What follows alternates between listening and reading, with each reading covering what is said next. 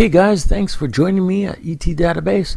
I found something on Mars that seems to resemble some kind of propulsion engine.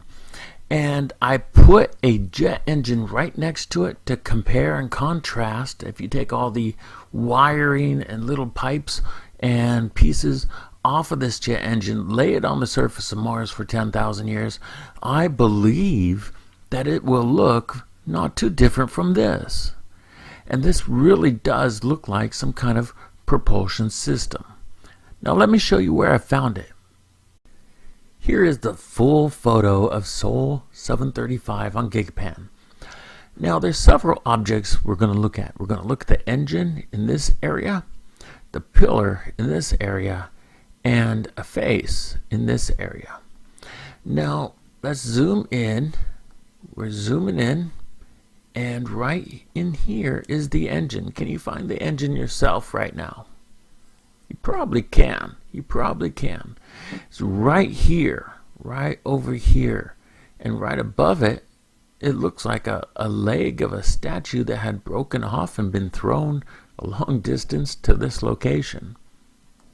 Wow, that's crazy cool.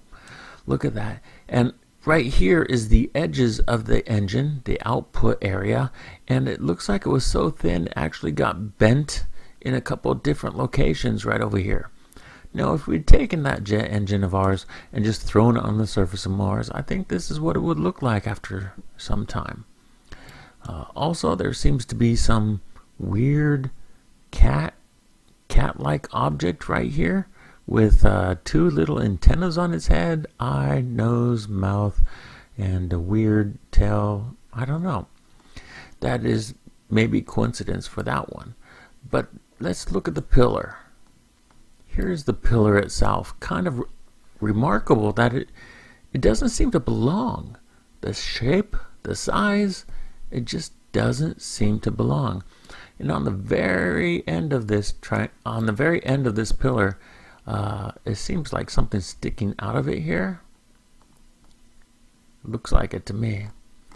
Also, over here, there seems to be a circle with a triangle on it right there.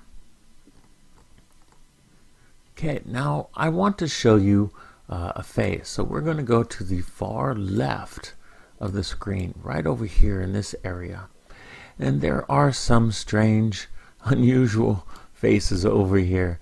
Look at this. It looks like a head right here, and it has a mouth with tongue sticking out, eye, looks like a caterpillar arm or some kind of arm sticking out.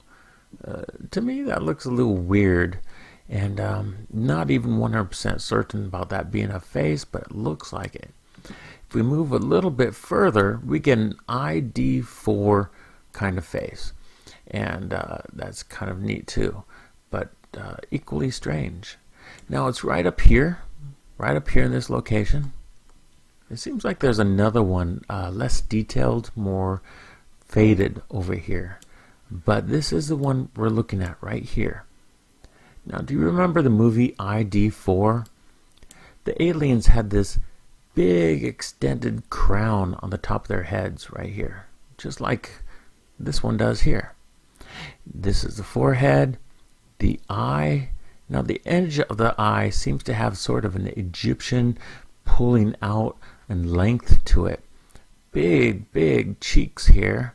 The nose is broken, almost like a sphinx in Egypt is broken.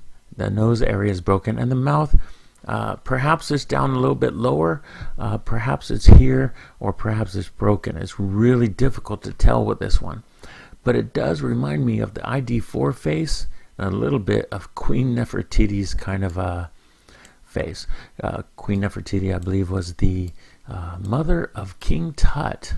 So there's a lot of things in this photo, but the most significant, the most important thing is right here, the engine itself, propulsion system, and it looks so ancient, and it doesn't look like it would possibly ever work.